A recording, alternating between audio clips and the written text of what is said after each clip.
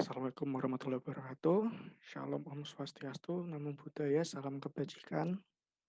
Halo semuanya, saya Nafidian Ramujaya dari tim KKN PPM UGM Kecamatan Karangtengah. Pada kesempatan kali ini, saya sebagai perwakilan tim akan melaksanakan sosialisasi terkait pentingnya perguruan tinggi.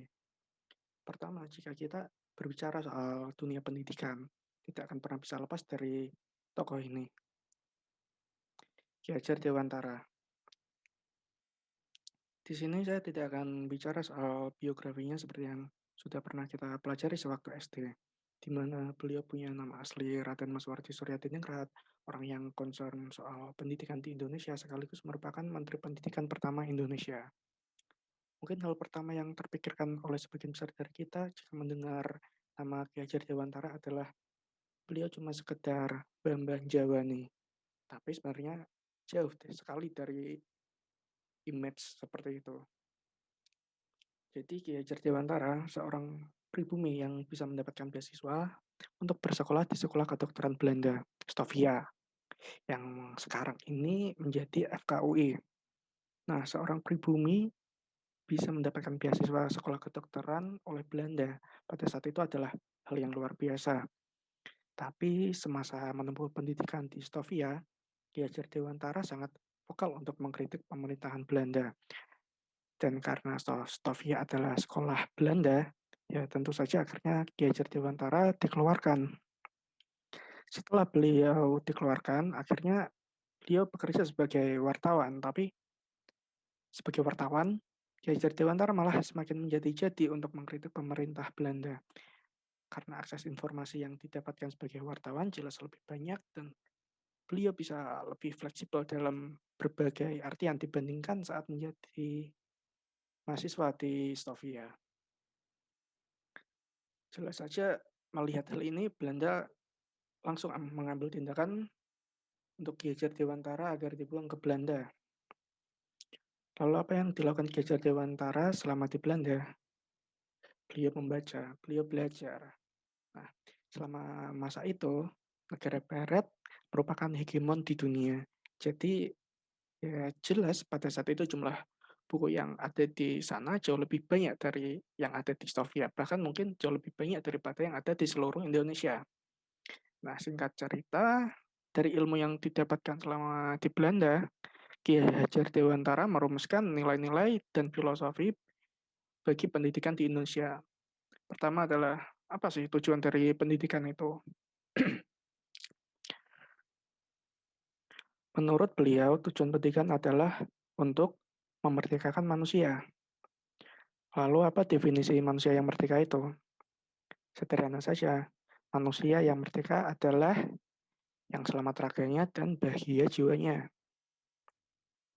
Nah, selamat raganya bisa dipahami dengan kemampuan kita untuk tetap survive, untuk mendukung naluri kita sebagai manusia, yakni self-preservation, atau melindungi diri sendiri dalam berbagai artian. Secara luas juga dapat dikatakan sebagai bertahan hidup. Nah, sebagai informasi juga, hal ini adalah salah satu poin utama dalam buku Thomas Hobbes yang berjudul Leviathan. Kemudian, dengan kita memiliki kapabilitas untuk bertahan hidup, tentu saja membuat diri kita lebih tenang, membuat badan kita tenang, yang dapat diartikan sebagai kebahagiaan jiwa. Nah, selanjutnya, lalu apa peran dari pendidikan itu sendiri? Nah, di sini Ki Hajar Dewantara membagi peran pendidikan menjadi tiga. Pertama adalah untuk memelihara dan menjaga diri, kedua memelihara dan menjaga bangsa, ketiga memelihara dan menjaga dunia. Nah, ketiga hal ini saling terintegrasi, dimulai dari menjaga diri sendiri, lalu hal tersebut menyebar ke keluarga kita, lalu menyebar ke kota, kemudian ke bangsa, hingga akhirnya ke dunia. Sederhananya ini adalah diseminasi ilmu, dan ketiga hal inilah juga yang disebut Tri Rahayu oleh Ki Hajar Dewantara. Lalu pendidikan sendiri juga harus memiliki tiga elemen, yakni kontinu, konvergen, dan konsentris. Nah, kontinu artinya berkelanjutan, di mana ilmu yang kita dapatkan tidak boleh berhenti hanya pada diri kita sendiri, namun juga harus dilanjutkan dan dilestarikan, pokoknya tidak boleh berhenti pada diri kita sendiri dan harus selalu dikembangkan. Kemudian konvergen, di mana ilmu bisa diperoleh dari berbagai sumber. Hal ini cocok dengan peribahasa tuntutlah ilmu sampai ke negeri Cina, di mana ilmu yang kita dapatkan tidak boleh hanya berasal dari satu sumber saja, karena nanti akan menimbulkan bias dan kita tidak bisa objektif dalam menilai sesuatu. Oleh karena itu, kita harus memiliki lebih dari satu sumber ilmu. Kemudian konsentris, yang artinya harus bisa berdampak pada sekitar. Nah, ini erat kaitannya dengan peran pendidikan tadi, dengan Tri Rahayu, yakni diseminasi dari ilmu, di mana ilmu yang kita dapatkan tentu saja harus bermanfaat dan harus bisa diaplikasikan pada lingkungan sekitar kita. Kemudian langsung kita ke materi selanjutnya mengenai buat apa sih kuliah. Nah, banyak sekali alasan dan narasi kenapa kita tidak perlu kuliah. Pertama seperti kuliah nggak kuliah sama aja.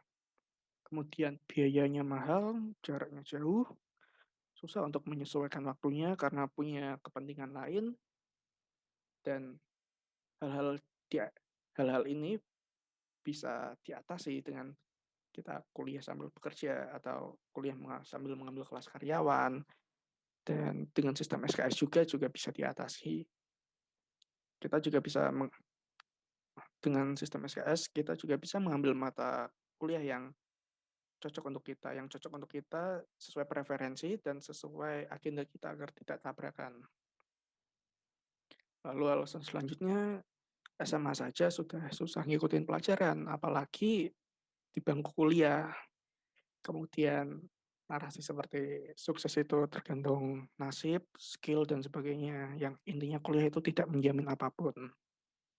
Kemudian yang terakhir yang cukup sering, di mana orang-orang sering membawa-bawa nama orang lain, membawa membawa membawa-bawa nama tokoh lain seperti Bill Gates, Mark Zuckerberg, Steve Jobs, hingga Bob Sadino untuk membenarkan alasan kenapa nggak perlu kuliah. Nah, untuk menanggapi dua alasan terakhir tadi, cuma ada dua pertanyaan yang bisa disampaikan. Pertama adalah, sepercaya diri apa kita dengan nasib dan skill kita sampai merasa akan sukses hanya dengan kedua hal itu. Kemudian, apa yang membuat kita merasa punya kualitas yang sama dengan orang-orang yang disebutkan tadi. Nah, kemudian dapat dilihat di sini terdapat dua pendiri Google. Dan bagi informasi, Google lahir dari tugas kuliah Larry Page dan Sergey Brin. Bisa dibayangkan, semisal mereka tidak kuliah, apa mungkin mereka akan bertemu dan memiliki motif untuk melahirkan Google, untuk menciptakan Google. Dan mungkin sebagian besar dari kita juga pernah mencari justifikasi kenapa kita nggak perlu kuliah melalui Google. Lalu masuk ke pembahasan selanjutnya mengenai perguruan tinggi. Jadi di sini saya membagi perguruan tinggi menjadi dua. Pertama, universitas dan sekolah tinggi kedinasan maupun non-kedinasan. Jadi ada beberapa hal yang bisa kita dapatkan di perguruan tinggi. Pertama adalah membangun pola pikir dan karakter yang didukung oleh lingkungan akademis. Kedua, networking. Ketiga, hard skill, yang tentu saja karena selama di perguruan tinggi kita terjurus secara akademis. Hal ini juga bisa menjadi jawaban dari alasan kalau selama SMA saja susah mengikuti pelajaran, karena di bangku perguruan tinggi ini sudah terjurus dan kita memilih mata kuliah sendiri semau kita. Kemudian mempermudah mencari pekerjaan. Hal ini kembali lagi ke salah satu alasan kenapa tidak kuliah, seperti contohnya yang punya ijazah saja masih susah mencari kerja. Dan kemudian yang sempat disebutkan tadi, yang penting itu skill-nya. Nah, saat kita melamar pekerjaan, yang pertama dilihat adalah CV, riwayat pendidikan, dan sebagainya. Memang ijazah bukanlah nilai utama, tapi adalah nilai pertama yang dilihat oleh pihak perusahaannya, adalah hal pertama yang adalah tiket kita untuk bisa melanjutkan ke tahap selanjutnya. Selanjutnya adalah meningkatkan kualifikasi kita. Nah, hal ini berkaitan dengan mempermudah mencari pekerjaan yang tadi. Kemudian meningkatkan ketahanan keluarga. Nah, keluarga terdidik tentu saja memiliki pondasi yang lebih kokoh. Sebagai contohnya, kita tahu bahwa stunting menjadi masalah di Indonesia. Nah, dengan keluarga yang terdidik, yang literat, mereka dapat mencegah terjadinya stunting pada keluarganya sendiri. Kemudian sama seperti konsep Tri Rahayu yang sempat dijelaskan di awal tadi, dari keluarga terus menyebar hingga ke kampung, kemudian dan seterusnya hingga ke seluruh dunia. Kemudian perbedaan antara sekolah tinggi dan universitas. Pertama, sekolah tinggi lebih mudah dalam mencari pekerjaan karena lebih terjurus dibandingkan universitas, terutama yang terikat kontrak. Sekolah tinggi juga ada yang terbebas dari biaya kuliah, malah ada yang dibayar, terutama yang kedinasan.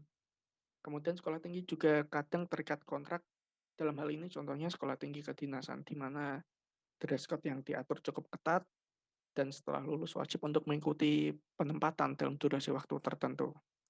Kemudian universitas. Nah, di universitas cenderung lebih bebas dalam memilih materi pembelajaran karena dapat memilih mata kuliah sendiri. Bahkan ada kesempatan untuk mengambil mata kuliah dari fakultas lain. Kemudian tentu saja networking yang lebih luas, bahkan tidak jarang terjalin hingga lingkup internasional. Kemudian juga dengan sekolah tinggi,